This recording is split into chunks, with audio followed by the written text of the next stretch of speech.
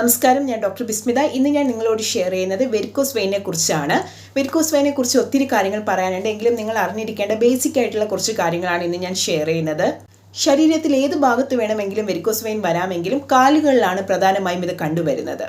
തടിച്ച് വെളുത്ത നീല നിറത്തിലോ ചുമന്ന നിറത്തിലോ കെട്ടുപിടഞ്ഞ നിലയിലാണ് ഇത് കണ്ടുവരുന്നത്.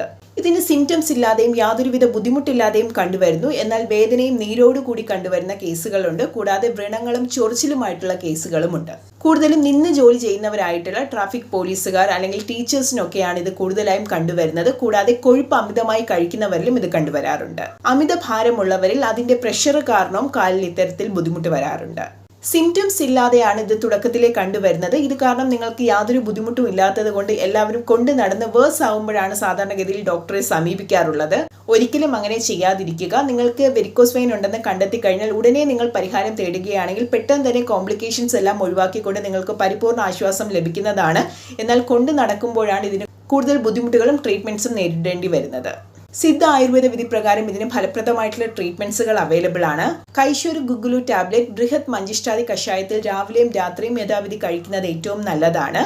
കനകപ്രഭ തൈലമോ കൊട്ടൻ ചുക്കാതി തൈലമോ നിങ്ങൾക്ക് ഇതിന് ഉപയോഗിക്കാവുന്നതാണ്. എപ്പോഴും ഇത്തരത്തിലൊരു പിടച്ചിലോ വേദനയോ കണ്ടാൽ എല്ലാവരും താഴേക്കായിരിക്കും തടവുന്നത്. അങ്ങനെ ഒരിക്കലും ചെയ്യാതിരിക്കുക. വെരിക്കോസ് വെയിന്റെ കേസിൽ താഴെ നിന്ന് മേളിലേക്കാണ് തടവേണ്ടത്. എന്നാൽ വ്രണത്തോട് കൂടിയിട്ടുള്ള വെരിക്കോസ് വെയിൻ ആണ് നിങ്ങളുടേത് എന്നുണ്ടെങ്കിൽ നാൽപ്പാമര കേരമോ നാൽപ്പാമര പിണ്ട തൈലമോ ഉപയോഗിക്കാവുന്നതാണ്. വെരിക്കോസ് വെയിനെ കുറിച്ചുള്ള ഡീറ്റെയിൽഡ് ആയിട്ടുള്ള വീഡിയോ ചാനൽ അപ്ലോഡ് ചെയ്തിട്ടുണ്ട്. എല്ലാവരും കാണുക. വീഡിയോ യൂസ്ഫുൾ ആണെങ്കിൽ തീർച്ചയായിട്ടും ചാനൽ സബ്സ്ക്രൈബ് ചെയ്യുക, ഷെയർ ചെയ്യുക, ലൈക്ക് ചെയ്യുക. മറ്റൊരു വീഡിയോയിലൂടെ കാണുന്നത് വരെ ബൈ.